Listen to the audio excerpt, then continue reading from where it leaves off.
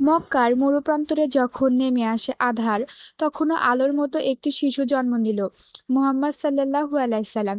তিনি জন্ম নিয়েছিলেন এমন এক সময় যখন মানুষ ছিল পথভ্রষ্ট, হৃদয় ছিল পাথর, সমাজে ছিল অন্ধকার। রাসূলুল্লাহ সাল্লাল্লাহু আলাইহি সাল্লামের পিতা আব্দুল্লাহ আগেই ইন্তেকাল করেছিলেন। তার জন্মের কিছুদিন পর মা আমিনাও তাকে নিয়ে গেলেন এক আরব রেওয়াজ অনুযায়ী বাহ্যিক মরুভূমিতে দুধ মার কাছে লালন পালনের জন্য। কারণ তখনকার আরবদের বিশ্বাস ছিল, মরু এলাকায় বড় হওয়া শিশুদের শরীর সুস্থ, ভাষা হয় শুদ্ধ, চরিত্র হয় দৃঢ়। এই সময় বনু সাদ গোত্রের একজন দুধমা হালিমা সাদিয়া রাদিয়াল্লাহু তাআলা আনহু মক্কায় আসেন সন্তান গ্রহণের জন্য। কিন্তু মুহাম্মদ সাল্লাল্লাহু আলাইহি সাল্লাম ছিলেন এতিম।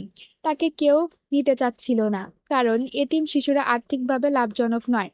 কিন্তু হালিমা মনে করে, যাকে সবাই ফিরিয়ে দিচ্ছে তিনিই হতে পারেন বরকতের উৎস। তিনি রাসূলুল্লাহ সাল্লাল্লাহু আলাইহি সাল্লামকে কোলে নিয়ে এই মুহূর্তে থেকেই যেন আল্লাহর রহমতের দরজা খুলে যায়।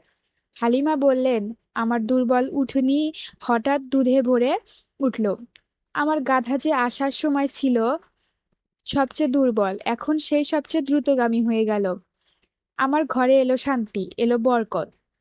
হালিমা ও তার পরিবার বুঝলেন, এই শিশু সাধারণ কেউ নন, তার মধ্যে রয়েছে এক বিশেষত্ব, এক আধ্যাত্মিক জ্যোতি। হালিমা ও তার পরিবার বুঝলেন, তার এই শিশু সাধারণ কেউ নন, তার মধ্যে রয়েছে এক লালন পালন করলেন আধ্যাত্মিক জ্যোতি। আবার তাকে তার মা আমিনার কাছে ফিরিয়ে দেন। তার এই ঘটনায় শুধু ইতিহাস নয়, এই এক লালন পালন করলেন, এখানে আল্লাহ জানিয়ে দেন এই শিশু তার মা আমিনার কাছে ফিরিয়ে দেন। এই ঘটনায় রহমাতুল লিল আলামিন, এই এক নিদর্শন যেখানে আল্লাহ জানিয়ে দেন এই শিশুটি পৃথিবী বদলাতে এসেছে, তিনি হবেন রহমাতুল লিল আলামিন।